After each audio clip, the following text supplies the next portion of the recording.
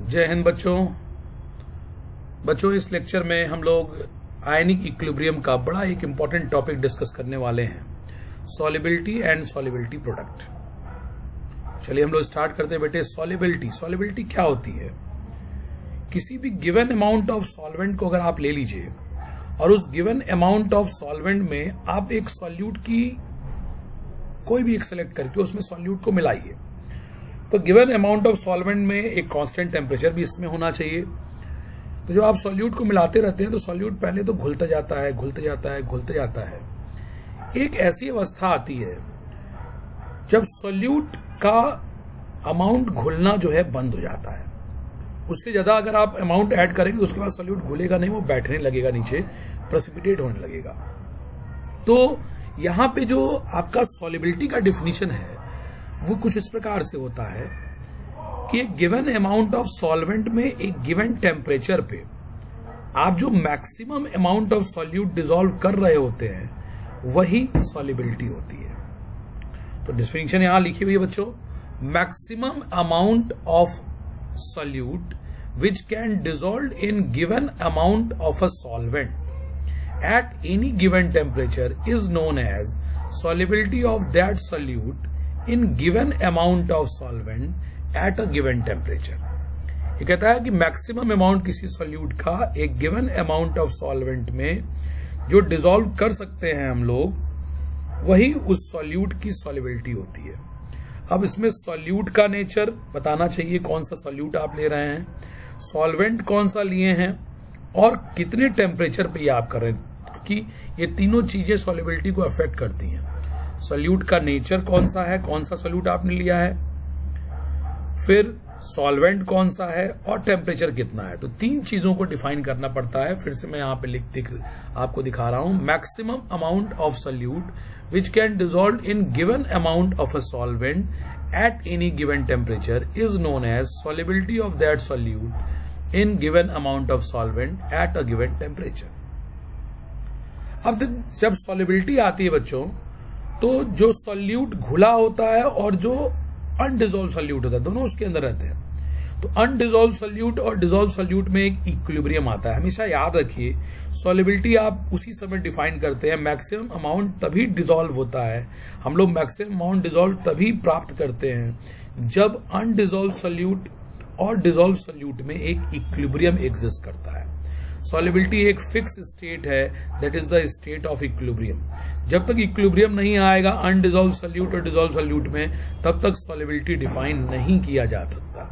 तो सॉल्युबिलिटी के लिए ध्यान रखिएगा, सॉल्युबिलिटी हमेशा इक्विलिब्रियम स्टेट पे आता है, और इक्विलिब्रियम किसके किसके बीच में, अनडिसॉल्व सॉल्यूट और डिसॉल्व सॉल्यूट के बीच में। तो सॉल्युबिलिटी की डिफिनीशन क्या है? सॉल्युबिलिटी को डिफाइन करने के लिए, मतलब मैक्सिमम अमाउंट ऑफ सॉल्यूट को डिफाइन करने के लिए हम लोग को इक्विलिब्रियम बिटवीन अनडिसॉल्व सॉल्यूट और डिसॉल्व सॉल्यूट का इंतजार करना होता है। जब इक्विलिब्रियम आ जाता है अनडिसॉल्व सॉल्यूट और डिसॉल्व सॉल्यूट में, उसी स्टेट पे हम लोग सॉल्युबिलिटी डिफाइन कर रहे होते हैं, जिस डिफिनीशन को हमने आपको बताया। अब अगर मैं कहता हूं कि AXBY, चलिए हम लोग देखते हैं।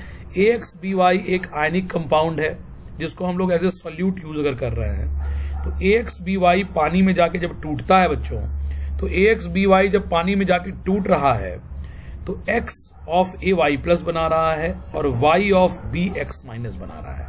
ये किसी भी आयनिक कंपाउंड का डिसोसिएशन का एक फॉर्मेट है। X mole of AY plus, एक मोल AXBY, एक XBY के पीछे कुछ नहीं लिखा तो इसका 1 मोल मानेंगे।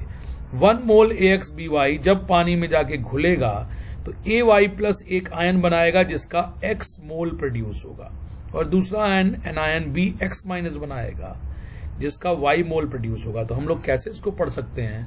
ये 1 मोल AXBY when dissolved in water produces X mole of AY plus ion and Y mole of BX minus ion, and this is aqueous form, मतलब dissolved form। ये सॉलिड सॉल्यूट होगा, अनडिसॉल्व फॉर्म मान सकते हैं इसको, और ये डिसॉल्व फॉर्म होगी। आयनिक कंपाउंड का डिसॉल्व फॉर्म हमेशा उसका फ्री आयनिक स्टेट होता है, प्रेजेंट इन सॉल्वेंट और we can say water. At state of solubility AXBY is in equilibrium with ions AY plus and BX minus. ये undissolved solute AXBY equilibrium में रहेगा किसके किसके साथ, तो उसके द्वारा produce dissolve form of ion that is AY plus and BX minus. तो ये हो गया सॉल्युबिलिटी का एक आयनिक कंपाउंड के लिए एक हमारे पास एक इक्वेशन। अब अगर हम लोग आगे बढ़ते हैं बच्चों, तो यहाँ पे हमने बात की है फैक्टर्स अफेक्टिंग सॉल्युबिलिटी। वो कौन कौन से फैक्टर्स हैं जो सॉल्युबिलिटी को अफेक्ट करते हैं। तो सॉल्युबिलिटी को अफेक्ट करने वाले फैक्टर जो हैं, सबसे पहला nature of solute and solvent. Nature of solute and solvent का मतलब क्या है, अगर सॉल्वेंट और सॉल्यूट, जैसे एक कॉन्सेप्ट होता है लाइक डिसॉल्व लाइक, जो जैसा है वैसे में घुलेगा। जिस प्रकार के आप होते हैं आपके दोस्त भी उसी प्रकार के बनते हैं। अगर आप शरारती नेचर के हैं तो आपकी दोस्ती भी शरारती लोगों से होती है। आप शांत प्रवृत्ति के हैं तो आपकी दोस्ती भी ज्यादातर शांत प्रवृत्ति के लोगों से होती है। तो लाइक डिसॉल्व लाइक, जैसा है वैसे को अपने में घोलेगा या जैसा है वैसे में घुलेगा। तो उसके अकॉर्डिंग पोलर सॉल्वेंट जो है वो अपने अंदर, पोलर मतलब जिसमें पॉजिटिव निगेटिव का चार्ज सेपरेशन हो, तो पोलर सॉल्वेंट अपने अंदर अच्छे से डिसॉल्व करता है पोलर सॉल्यूट को जिसमें पॉजिटिव निगेटिव चार्ज मिले, या आयनिक सॉल्यूट को। पोलर सॉल्वेंट जैसे वाटर अपने अंदर डिसॉल्व करेगा पोलर सॉल्यूट, जैसे HCl को डिसॉल्व करेगा, HI को डिसॉल्व करेगा, HBr को डिसॉल्व करेगा, या आयनिक सॉल्यूट NaCl को खूब बढ़िया से डिसॉल्व करेगा, KCl को खूब बढ़िया से डिसॉल्व करेगा, so on. Non polar solvent जिसमें पोलैरिटी नहीं होती, जैसे बेंजीन होता है, वो बढ़िया से डिसॉल्व करेगा अपने अंदर नॉन पोलर सॉल्यूट को। वो सारे नॉन पोलर सॉल्यूट वो सारे नॉन पोलर कंपाउंड जो सॉल्यूट के रूप में यूज हो रहे हैं वो बेहतर डिसॉल्व होंगे नॉन पोलर सॉल्वेंट में। जैसे यहाँ पे एग्जांपल लिखा, water as a polar solvent will better dissolve NaCl जो कि आयनिक सॉल्यूट होता है as compare to than benzene और CCl4। बेंजीन और CCl4 नॉन पोलर कंपाउंड होते हैं। तो पानी पोलर सॉल्वेंट के रूप में आयनिक कंपाउंड NaCl को अच्छे से डिसॉल्व करेगा, पोलर कंपाउंड HCl को अच्छे से डिसॉल्व करेगा, लेकिन नॉन पोलर बेंजीन और CCl4 को अपने अंदर अच्छे से डिसॉल्व नहीं करेगा। उसके बाद अगला फैक्टर है टेम्परेचर। टेम्परेचर के लिए ये तो ली चैटलियर प्रिंसिपल में एक्सप्लेनेबल होता है, तो ये अपनी दिमाग में आप याद रखिए कि इंडोथर्मिक डिसोल्यूशन है। इंडोथर्मिक डिसोल्यूशन का मतलब क्या होता है, आपने सॉल्यूट को सॉल्वेंट में मिलाया तो हीट एब्जॉर्ब हुई। सॉल्यूट को सॉल्वेंट में मिलाने के बाद जब सोल्यूशन बने तो हीट एब्जॉर्ब होकर अगर ये प्रोसेस हो रहा है तो इंडोथर्मिक डिसोल्यूशन होता है। और सॉल्यूट को सॉल्वेंट में मिला के जब सोल्यूशन बन रहा है तो हीट इवॉल्व हो रहा है, तो ऐसा प्रोसेस एक्सोथर्मिक होता है बच्चों। इंडोथर्मिक डिसोल्यूशन में सॉल्युबिलिटी कैसे प्रभावित होती है, टेम्परेचर बढ़ाइएगा तो सॉल्युबिलिटी बढ़ेगी। एक्सोथर्मिक डिसोल्यूशन में जब आप टेम्परेचर बढ़ाइएगा तो सॉल्युबिलिटी जो है वो घटेगी। ये एक आप इसको ली चैटलियर प्रिंसिपल से अटैच करके भी समझ सकते हैं, और अदरवाइज इस पॉइंट को हमारे दिमाग में याद कर लिया जाए तो ये भी हमारे लिए ठीक होगा। इसके बाद ये दो फैक्टर हैं जो सॉल्युबिलिटी को प्रभावित करते हैं बेटे, nature of solute and solvent and temperature. इसके बाद हमारा अगला है topic solubility product. Solubility product क्या है, तो एक प्रकार का इक्विलिब्रियम कांस्टेंट कंटेनिंग एक फैक्टर होता है, या एक कह सकते हैं ये एक कांस्टेंट होता है। इसमें देखिए क्या लिया जा रहा है, एक सॉल्ट अगर AXBY लिया गया सॉल्यूट और S मोल पर लीटर इसकी सॉल्युबिलिटी है। सॉल्ट की सॉल्युबिलिटी बताया S mole per litre, S mole per litre, capital S mole per litre हमारे सॉल्ट AXBY की सॉल्युबिलिटी है। इसका मतलब AXBY का मैक्सिमम कैपिटल S मोल 1 लीटर सॉल्यूशन में हम लोग डिसॉल्व कर सकते हैं। तो अगर मैंने लिया AXBY सॉलिड के रूप में, H2O में जाके ये XAY प्लस और Y mole of BX minus बनाता है, तो हमने कहा इनिशियल कंसंट्रेशन या इसका S mole per litre dissolve हुआ। डिसॉल्व होने के बाद ये पूरा आयनिक साइड में चला आएगा। तो इसके स्टोइकियोमेट्री को अगर आप देखें तो 1 मोल AXBY X मोल AY प्लस बनाता है, Y मोल BX माइनस बनाता है। फिर से देखें 1 मोल AXBY X मोल AY प्लस बनाता है और Y मोल BX माइनस बनाता है।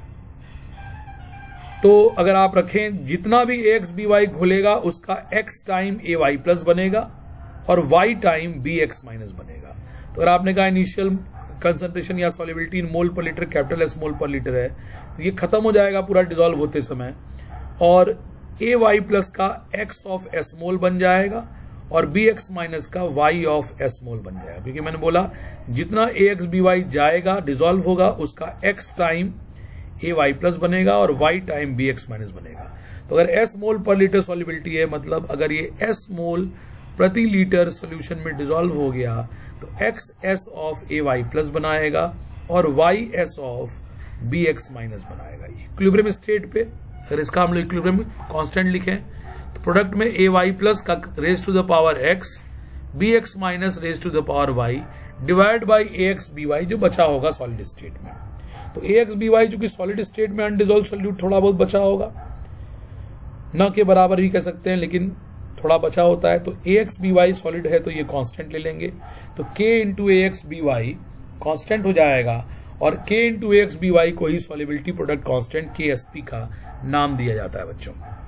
तो KSP का क्या आगे रिलेशन बन रहा है, AY+ का वैल्यू आपने रखा X ऑफ S, तो X of S raise to the power S, BX- का आपने BX- का कितना कंसंट्रेशन आया Y ऑफ S, तो YS रख दिया आपने raise to the power Y। इसको जब सॉल्व करेंगे आप तो KSP का एक बड़ा इंपॉर्टेंट रिलेशन आपके सामने आ रहा है, X to the power X, Y to the power Y और S to the power S के बेस सेम रखते हुए X और Y का प्लस आ जाएगा पावर में।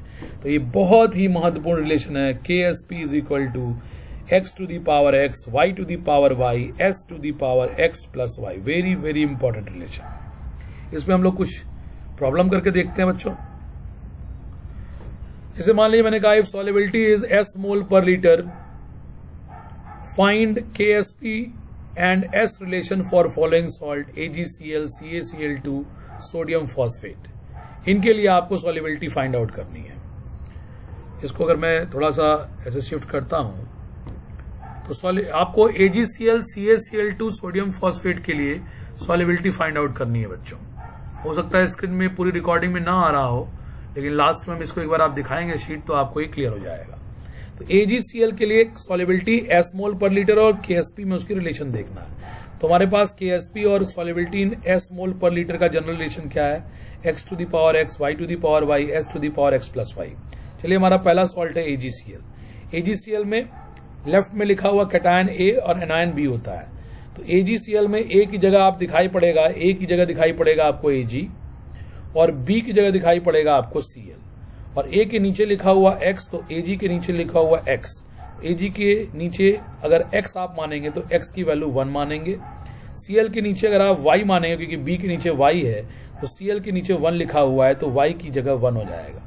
तो यहाँ पे अगर हम इसके लिए S mole per litre solubility और KSP में रिलेशन लगाएं ये जनरल फॉर्मूला यूज करके, तो X की वैल्यू 1 तो 1 टू दी पावर 1, Y की वैल्यू 1 तो 1 to the power 1, S to the power 1 plus 1, X plus Y की जगह 1 प्लस 1, तो आ जाएगा KSP is equal to S square. दूसरा सॉल्ट मैंने लिया CaCl2। अगर मैं दूसरा सॉल्ट लेता हूं CaCl2, तो CaCl2 में बच्चों A की जगह लेफ्ट साइड में लिखा हुआ कैटायन Ca है, B की जगह आया है Cl। A के नीचे लिखा हुआ मतलब Ca के नीचे लिखा हुआ X माना जाएगा तो X की जगह 1 और Cl के नीचे लिखा हुआ Y माना जाएगा तो Y की जगह 2। तो अब यहां देखिए फिर से फॉर्मूला में रखेंगे तो X to the power X मतलब 1 to the power 1, Y to the power Y that is 2 to the power 2 और S to the power 2 plus 1 X plus Y की जगह आ गया। सॉल्व करेंगे बच्चों 4S3। सिमिलरली सोडियम फॉस्फेट आप खुद से भी सोच सकते हैं। सोडियम फॉस्फेट में A की जगह Na आया तो X की जगह 3 हो जाएगा, B की जगह पूरा फॉस्फेट PO4 पूरा आया तो इसके बाहर जो ब्रैकेट में है उसके बाहर 1 माना जाएगा तो Y की जगह 1 हो जाएगा। और जब आप इसको सॉल्व करेंगे 3 3 जा 9, 9 3 जा 27, 27 S टू दी पावर 4, ये आपको हो जाएगा। एक रिलेशन और आप ध्यान रखिए, solubility in gram per litre जो होता है, ये ध्यान रखने वाली चीज है। सॉल्युबिलिटी ग्राम पर लीटर में अगर कभी निकालना हो तो एक फॉर्मूला आता है सॉल्युबिलिटी मोल पर लीटर, जो यहाँ पे हमने माना है capital S, multiplied with molar mass of solute. Solubility in gram per litre is equal to solubility in mole per litre into molar mass of solute. ये हमारा एक रिलेशन होता है बच्चों।